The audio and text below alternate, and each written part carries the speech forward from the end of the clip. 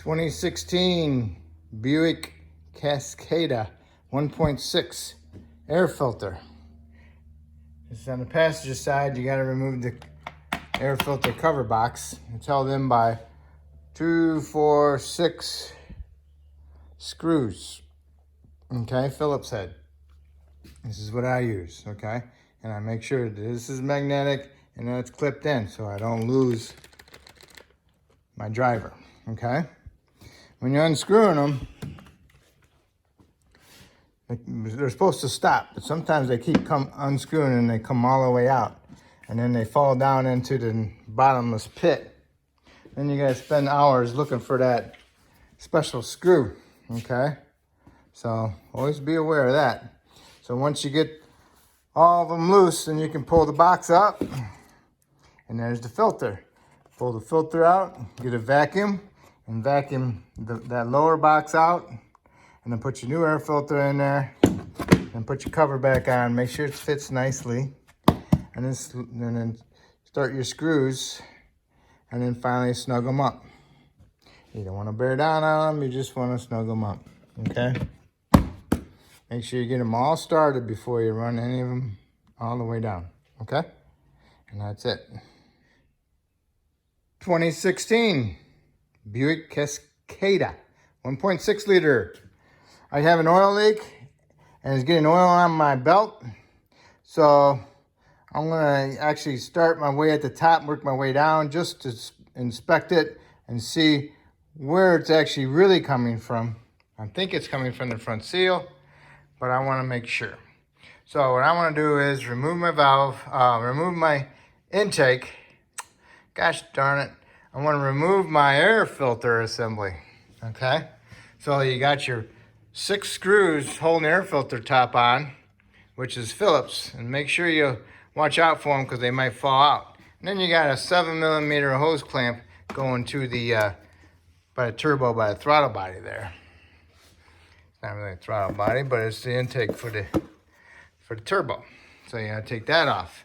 And I didn't unplug the mass airflow, I'm just gonna set it down like that, okay? Then I'm gonna remove my lower air cleaner box.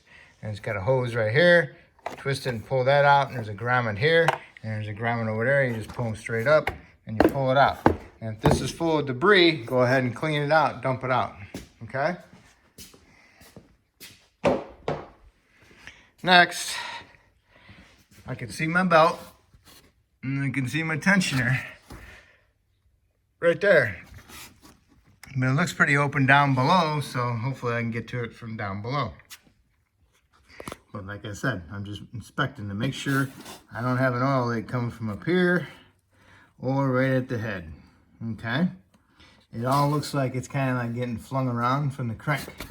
So that's where I'm going with. So now I'm gonna raise it up and inspect it down below. And if you're just gonna do a belt, you can probably do a belt from here, okay? Because there's the tensioner, and you wanna push that tensioner that way, okay?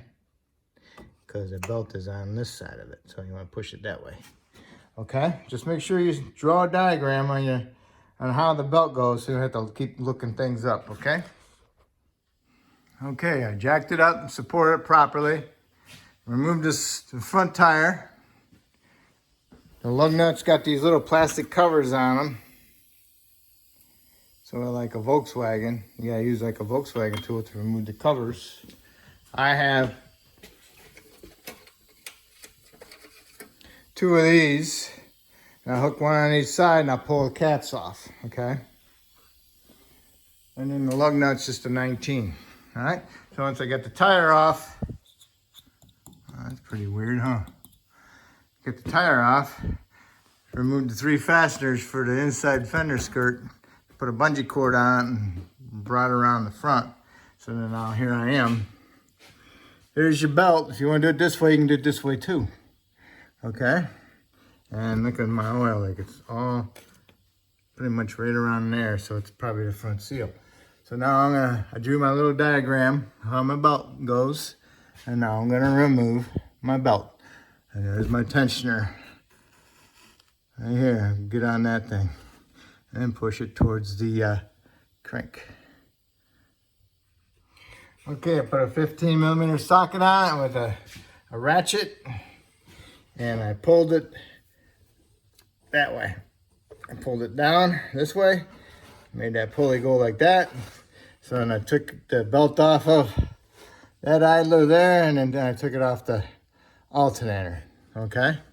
So now I can take my ratchet out, and I'll take my belt out, and then now if you got an oil leak, we're gonna remove that crank bolt. Okay, the crank pulley bolt is a 24mm, and it was on there pretty tight. It wouldn't come off, so I rigged up my cart and had my propane torch sitting on it for a couple minutes to heat it up. It's hot enough that I can't touch it. So it was just enough that my impact loosened it up, and the whole unit came with it, so be careful. And it lines up with some notches on the back side of it. So make sure you try to remember which one it came out of, because you don't want to smash it on there. It probably came out of the round hole, because this one's a little bit smaller than that one. But this whole thing came off at the same time. I had the bolt loose, so it doesn't stick in there very far, okay? What I always is afraid of coming across a new engine is they don't have any guides on them, and when you tighten them up, it holds the cam timing chain gear on the crank, holds it in that spot. So you got to have everything set on your timing before you can tighten up your bolt on your crank. So if you don't know that, then when you take that bolt out, and then it jumps, the tension on the timing chain moves, because that's the way the Mazda 2.3 was on one that I did, and it moved on me and screwed everything up, and I had to retime it. So when I get new engines like this, I'm always leery of that. So, but yeah, you can see the notch for that goes on the pulley, and it's pretty wet around there, and inside of here was soaking wet. So okay, so I'm gonna pull my seal out, and I'm gonna match it up with my new one, and then go from there. I'll clean it off. So I got me a puller. I'm gonna see if I can get my puller in there. If I can't, then I'll just use a screwdriver, an angled screwdriver. All right, so that's what it looks like. So that has to go into that notch. Now see right here, there's a lip right there. Do not get behind that lip, because then you'll chip it. So what you want to do is get inside the seal, right behind the lip of the seal, and pry it off. I used a little bent screwdriver, got right behind the seal, and pulled it right out of there. See, it goes on that one there. See how it's all one open to it. So now I'll get my new seal, match it up, and I'll tap my new seal in. I'll clean it off a little bit before I go anywhere. Okay, got it all cleaned up. Got my seal pushed on there. So now I'm gonna get me a bearing installer. I'm gonna use the flat side of it, and I put that up there and tap on with my hammer till it bottoms out against the timing cover. Okay, so this is what I'm going to use. It's not going to hit the crank or anything, so I'm just going to tap it and bottom it out against the front cover. Oh, remember that there's a metal lip inside that front cover, and that's what that seal bottoms out against on the inside of there. So do not use a big hammer when you're pounding it in. I just use a little ball peen, okay? And then I get my finger up in there, and I feel around this green thing and make sure that it's equally, and I didn't overdo it, okay? So now you can just reach in here and pull this out, okay?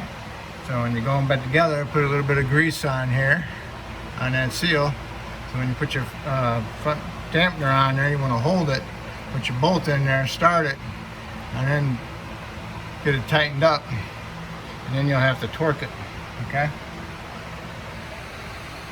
Because you don't want that, you want to hold that balancer up there. You don't want it falling off and getting off to the side, so you'll damage it. So you want to make sure you hold it up there when you get that bolt snugged up. Okay. I put some yellow paint where my notch is on the back side of my balancer. As I'm bringing my balancer in there, and I can line it up with my crank, it helped me out to see where I'm at. And then when I got my balancer nice and flat, I put my bolt in there, threaded it, got my impact on there, and just ran it up, okay? So that it feels good behind it. And then now, what you want to do is you want to torque it. You torque it to 90 foot-pounds, no, 26 foot-pounds, and then you angle torque it 90, and then you angle torque it again 90, and then you angle torque it again 45. Crazy, huh? I don't know about you, but my impact goes about 120, 150. So, anyway, I got mine tight. Now I can go ahead and put my belt on it. Okay, going together with the Serpentine belt, I got me a 13/16 drill bit. I pulled on my tensioner, and I put my 13/16 drill bit into the hole on the tensioner. See it? Big hole, long hole in the tensioner, and there's a little one in behind it. So when I had it all the way compressed with my wrench, I stuck the drill bit in there and released my wrench, and the drill bit's holding it in position. So now I can put my belt on. It worked out pretty good. So that's the first time I've ever done that. I actually kind of remembered about it.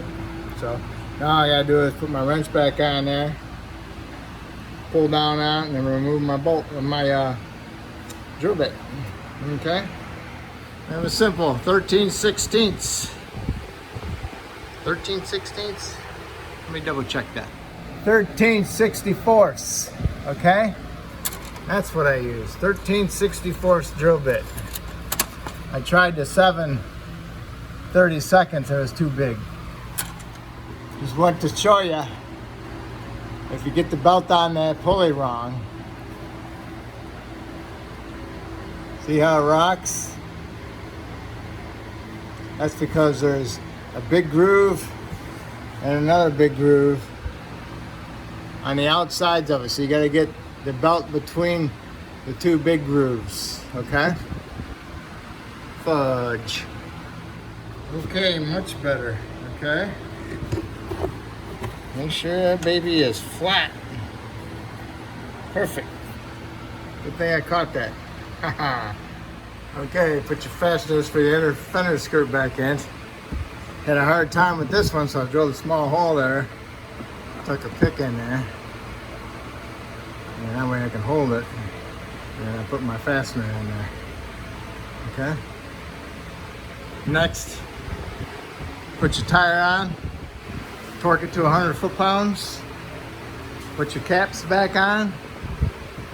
Lower it all the way down to the ground. Go up on top. Okay, put your lower filter housing on. Make sure you push the grommets in the little U's. Hook up your little breather tube. Put your air filter in. The air filter is not completely square. It's kind of a rectangle. And now you can put on your top of your air cleaner.